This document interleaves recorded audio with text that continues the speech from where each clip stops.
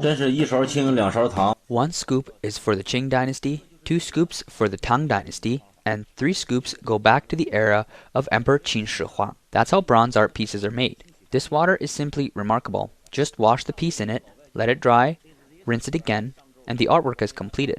Last time, a foreigner asked me, "Is it from the Shang and Zhou dynasties?" I replied, "Yes, it's from last week."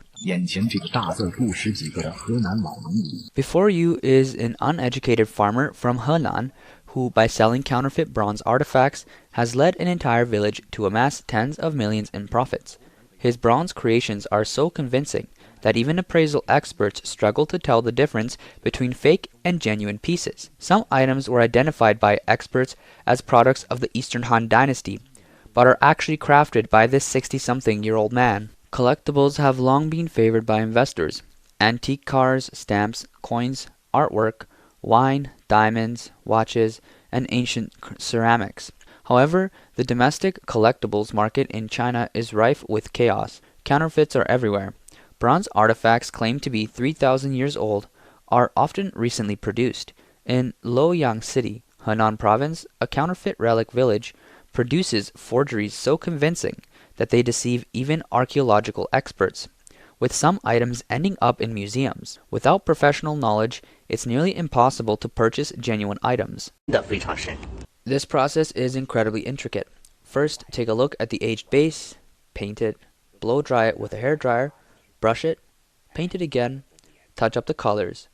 Isn't it old enough now? This piece could easily be worth billions, right? But in reality, it costs only a few dozen yuan. Let's take another look with mass production. What are you doing? Polishing, aging. Look at this base. Doesn't it look like it's been used for thousands of years? Repair it. But in reality, it's newly made. Smash it, repair it, and pretend it's an ancient relic. Look here. Batch production, every piece identical. Industry insiders say that most of the collectibles on the Chinese mainland market are counterfeit, with production now highly professionalized and even exported abroad. However, the global antiques market, especially in China, is currently experiencing a downturn. These are scenes from Shenyang Antique Market in December 2024. Amid freezing conditions, a street vendor smashed his proclaimed goods in frustration after failing to sell anything. On January 8, 2025, a video showed how making money in the antique trade has become much harder. Items that used to be worth thousands are now down to just hundreds, and sellers who once held out for higher profits are now happy just to cut their losses. Take a look at our antique market. In the past, the 12th lunar month was considered the golden month for antiques. Why was it golden? Because back then, during the 12th month, every household would clean their homes, and in the process, they'd uncover antiques, some of which were genuine treasures, a real chance to find hidden gems. But now, the antique market is truly deserted. Why? First, antique resources have been exhausted. Second, rural areas have been depopulated. Most of the remaining residents are elderly or living alone because there are no schools in rural areas. So many people have moved away for education or work. As a result, rural areas are nearly empty. These days, even during the new year, you can hardly find anything worthwhile. Forget it. Let's just treat it as a holiday break. Take a rest, do what you need to do, right? A person commented, "How much longer can this situation last? Once bustling antique markets, packed with people, are now eerily quiet. A sight that tugs at the heart. One cannot help but wonder, what has happened? Have even the historical and culturally rich artifacts lost their appeal?" This is an antique market in Gaoping City, Shanxi Province, one of the earliest antique markets here. It has now been around for 8 years. It used to be lively, bustling with people.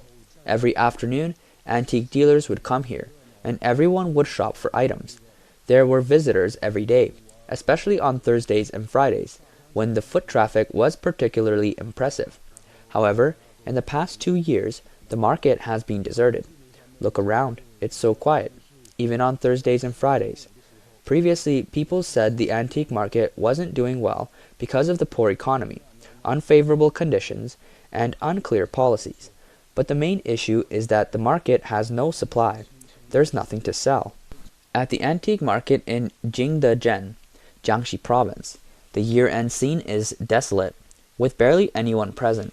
Look at the current state of Jingdezhen's business. It's so quiet, with very few people around. Business is dismal, there's practically no one. It's nothing like before when the area was packed with people. Now there's barely a soul in sight. The downturn in business is dramatic and unprecedented. This place used to be crowded, but look at it now. It's hard to describe. Business has become so tough. In December 2024, a person remarked, "The current antique market is at its lowest place in 20 years." To those who've been navigating the antique world for over 20 years, you know that antiques are now at their cheapest. In my opinion, over the past 2 decades, there hasn't been a time when prices were lower than they are now. 20 years ago, before the internet, information wasn't transparent, and many items were valued much higher. Back then, when we wanted to buy something, we had to personally go and check it out. The prices were firm, and negotiating wasn't easy. Did you know that monkey stamps, once worth 20,000 yuan, are now down to just 5,000 yuan in the eyes of millennials and Gen Z? They don't care about antiques, stamps, or liquor. These items are likely to drop even further in value because there's no one to take over the market. At this rate, even if stamps are sold for 10 yuan each, there won't be any buyers. It's said that a retired postal office leader recently discovered several large boxes of rare discontinued stamps at home. The result? The stamp market crashed. Stamps are just printed items, fundamentally worthless. Their value depends on speculative investment. If there's capital and interest, they're valuable. Without it, they're worthless. For those with large stamp collections at home, what can they do now? Is the antique market heading for a crash? In the autumn of 2013, someone bought a painting for 85 million yuan at an auction house. By autumn 2024, the same auction house sold it for 55 million yuan. After accounting for commission fees, they lost half their investment. Isn't that sad? It gets worse. In the autumn of 2011, someone purchased a bowl for 51 million yuan at another auction house. By autumn 2024, the price dropped to 33 million yuan, but it still didn't sell. It's embarrassing to sell at a loss, but failing to sell even at a loss, that's even worse. This situation arises from breaking a cardinal rule of collecting. As Zhang Zhongxian, a prominent figure in the antiques world, once said, "When collecting, you need to understand the value. Buy correctly, hold on to your items, and sell them at the right time." Hold on to your items means that if you have quality pieces, you must store them properly and not rush to sell them. When the market is down, patience is key. Wait until people forget about them. That's when their value increases. Overseas collectors often pass down items for several generations before selling them, with pieces multiplying dozens or even hundreds of times. Therefore, if you want to profit from collecting, you must have the patience to hold onto your items. Treating collecting as short-term financial speculation is a mistake. What's happening in the contemporary painting and calligraphy market? Artist Li Karen's work are selling at half price, and Qi Baishi's pieces at a 30% discount, yet they still struggle to find buyers. Contemporary calligrapher Liu Dawei's works, once valued at 1.2 million yuan, now go unsold even at 40,000 yuan. Paintings by Yang Xiaoyang, previously priced at 500,000 to 600,000 yuan each, are now listed at 20,000 yuan with no takers. Shi Guoliang has stopped selling original works and is now selling reproductions, a trend followed by Su Ruzhou as well. For most other notable calligraphers and painters, their market value has dropped by 80 to 90%, with no significant demand remaining. An industry insider explained that works by masters like Qi Baishi and Zhang Daqiang have seen dramatic declines in value. How much have Qi Baishi and Zhang Daqiang's works dropped in value? At least 30%. A painting by Qi Baishi that was worth 1 million yuan can now be purchased for 600,000 yuan. His second most expensive work, A World Within an Inch, Landscapes in an Album, was auctioned for nearly 200 million yuan at Poly Auction in 2016. By last year, its value had dropped by a third and was sold for around 150 yuan at China Guardian's autumn auction. Zhang Daqian's works have also halved in value. His painting, Bodhisattva, Guanyin of the Moon and Water, which fetched 100 million yuan at China Guardian's 2019 autumn auction, sold for just 42.6 million Hong Kong dollars at Poly Hong Kong's autumn auction in 2024. A Waterloo-like collapse. And it's not just them. The entire art market is declining. Li Keran's work, once valued at 180 million yuan, can't even sell for 100 million yuan now. Further minor declines are expected in the future. If you're genuinely interested in collecting art, I recommend focusing on pieces priced between 5,000 and 100,000 yuan. Poly and China Guardian are two of the leading auction houses in China. Globally, Sotheby's and Christie's hold the two top positions. Sotheby's, renowned for auctioning art and artifacts, has a powerful global network. In 1988, it became the first international auction house to obtain a license in mainland China, hosting its inaugural international charity auction, The Return of Marco Polo, at the Forbidden City in Beijing. In 2004, Sotheby's held its first auction of contemporary Chinese art, with total sales reaching almost 23 million Hong Kong dollars. In 2023, Sotheby's celebrated its 50th anniversary of operating in Asia by opening a new office in Shanghai, its first base in mainland China following many years in Hong Kong. At the time, Sotheby's was optimistic about the Chinese market, declaring China is a key strategic focus for Sotheby's, with plans to showcase more lots and hire additional staff in the country. Compared to the few years during the pandemic, 2023 marked a strong recovery for China's luxury market. Despite this, the Sotheby's 2023 Hong Kong Autumn Auction, featuring a special session by Chinese collectors Liu Yiqian and Wang Wei, failed to meet expectations. Of the 39 artworks by international artists, with a total estimate of 750 million to 1.06 billion Hong Kong dollars, only 25 pieces sold, fetching a total of 550 million Hong Kong dollars, well below Sotheby's lowest estimate. Notably, several high-value items previously acquired by Liu at premium prices failed to achieve similar results or went unsold altogether. By 2024, the situation worsened significantly. According to a September 2024 report by the Wall Street Journal, Sotheby's faced enormous challenges amidst a downturn in the art market. Factors such as China's economic slowdown and geopolitical conflicts contributed to declining art sales, while Sotheby's debt-ridden owner is also awaiting a financial miracle. The International Financial News also reported that Sotheby's was undergoing an unprecedented crisis as the global art market weakened, with China's economic downturn being a major factor. As the market contracted, Sotheby's reportedly began experiencing cash flow issues. To manage the crisis, the auction house delayed payments to art transport and storage providers for as long as 6 months. Additionally, multiple current and former employees revealed that in spring 2024, Sotheby's issued IOUs instead of bonuses to senior staff. During the first half of 2024, Sotheby's core earnings plummeted by 88%, while auction sales dropped by 25%. China, as one of the largest art consumption markets globally, saw its slowing luxury consumption exert profound effects on the art market. This decline directly impacted Sotheby's performance and also affected its long-term competitor, Christie's, which saw a 22% drop in auction sales during the same period. Once revered as a symbol of wealth and heavily pursued by collectors, antiques have now entered a period of stagnation.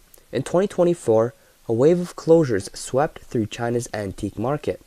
The once popular TV shows featuring antique appraisals or collectors who gained overnight fortunes from their collections are gradually fading into history. Since the collapse of the painting and calligraphy market, the highest price for Xu Beihong painting was achieved in 2019 at 39.67 million yuan. That piece is truly remarkable, almost identical to a masterpiece housed in the Shanghai Museum. But do you know how much Xu Beihong's market prices have dropped from their peak to now? Let's take a look. In 2018, his piece Autumn Wind and Galloping Horse was sold at auction for 18.17 million yuan. Just a few days ago, the same painting sold for a hammer price of 4.25 million yuan with a 4-character couplet from the same set selling for 1.25 million yuan, totaling 5.5 million yuan, a 70% drop. 经济大萧条带来的影响已经凸显。 The devastating impact of the economic recession has become increasingly apparent, with sharp declines marking the past. Whether it's the once dominant international auctions or bustling street markets, both reflect the economic downturn and steep industry declines. Items reappearing on the market are either sold at painful losses or fail to sell at all. Profitable lots are few and far between. For example, Kangxi-era blue and white proclaim jars, once priced at 20,000 to 30,000 yuan, now struggle to sell for 8,000 or even 10,000 yuan. Most people are tightening their wallets, and longtime collectors are beginning to liquidate their holdings. However, with prices frozen and vitality drained from the market, it has lost its former appeal. Chinese media interviewed industry insiders, revealing that the cooling of the antique and collectibles market is not solely due to downgraded consumption. The reasons are more complex.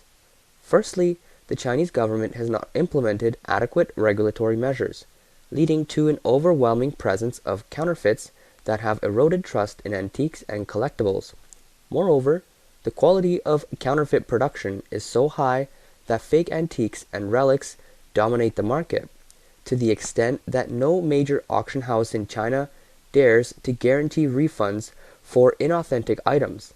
Another reason is the government's anti-corruption campaign, which has made officials wary of openly accepting antiques and relics as bribes. Instead, they have turned to methods like receiving returns from the pre-IPO shares or cold wallets for financial kickbacks. Consequently, many high-valued collectibles are hidden away in safes and rarely circulate into the market, making it increasingly difficult to find quality items, which has significantly dampened collectors' and consumers' willingness to invest.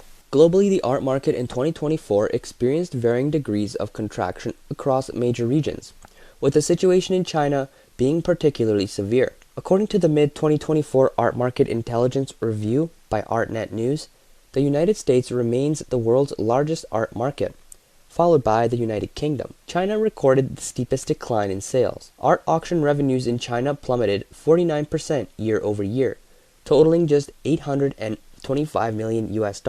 In the first half of 2023, after China lifted its pandemic restrictions, the number of auctions initially hit record highs. However, the past 2 years of economic downturn in mainland China, especially the collapse of the real estate market, have had a profound impact on the art market. The instability of the real estate sector often affects investors' confidence and redirects financial resources, diverting funds that might otherwise have flowed into the art market, or leaving them in limbo. Notably, several major auction houses in mainland China chose not to disclose their performance figures in 2024. In April 2024, Beijing Poly Auction was listed as a debtor, with an outstanding obligation of 4.27 million yuan. Its parent company, Polyculture, has faced consecutive losses since 2020, totaling 800 million yuan over 4 years, and has delisted from the Hong Kong Stock Exchange. While some luxury goods can become collectibles, the majority are merely consumer items. Collectible art often represents the pinnacle of luxury goods. In 2024,